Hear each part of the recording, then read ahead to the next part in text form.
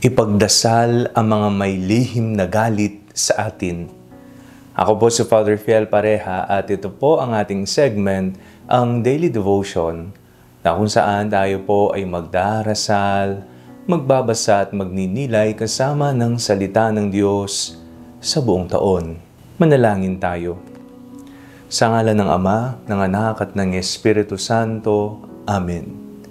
Halina, banal na Espiritu, liwanagan mo ang aming puso at isip nang maunawaan at may sa buhay namin ng iyong salita. Amen. Our Bible passage for today is from the Gospel of St. John chapter 11, verses 45 to 56, and I read it for you. Many of the Jews, therefore, who had come with Mary and had seen what Jesus did, believed in him. But some of them went to the Pharisees and told them what he had done. So the chief priests and the Pharisees called a meeting of the council and said, "What are we to do? This man is performing many signs. If we let him go on like this, everyone will believe in him, and the Romans will come and destroy both our holy place and our nation." But one of them, Caiaphas, who was high priest that year, said to them, "You know nothing at all.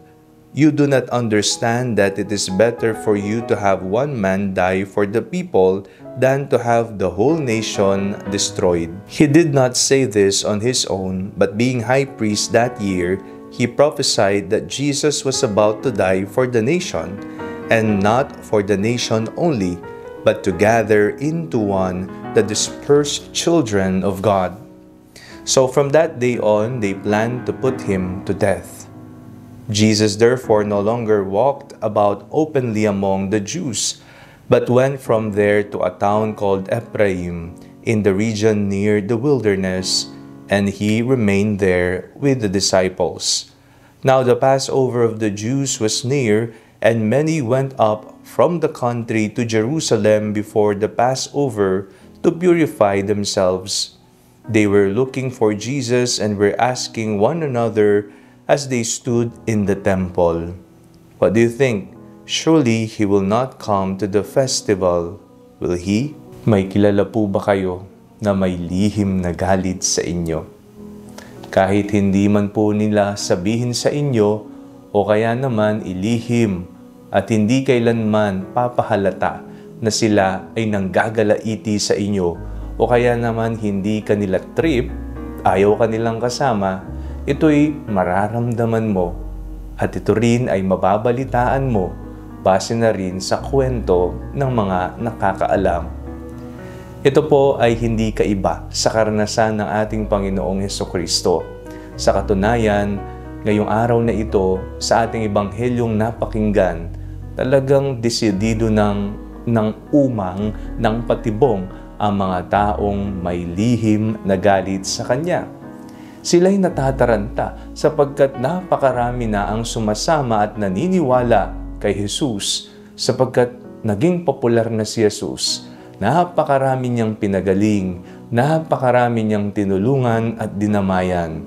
At ang mga tao ay hindi magkanda-ugaga sa paghahanap kay Jesus at sa pagsunod sa Kanya. Kaya naman ang mga may posisyon, ang mga opisyal, maging ang mga Pariseyo, nang gagalaiti sila sa galit kay Jesus, sila ay may lihim na galit sa Kanya. Kaya nais nilang ipapatay ang Panginoon. Sa mga pagkakataon po sa ating buhay, kung nalaman natin na may tao na may lihim na galit sa atin, kahit wala tayong ginagawa, ipagdasal po natin sila.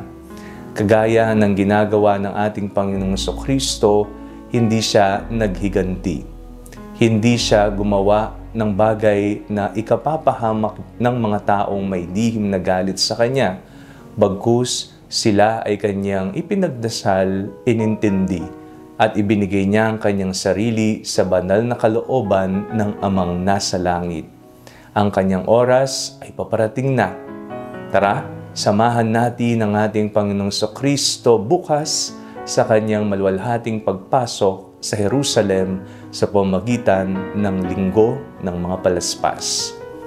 Manalangin tayo. Panginoon Kristo, patawad po kung may mga nasaktan kaming damdamin at ipinagdarasal po namin ng mga taong may lihim na galit sa amin.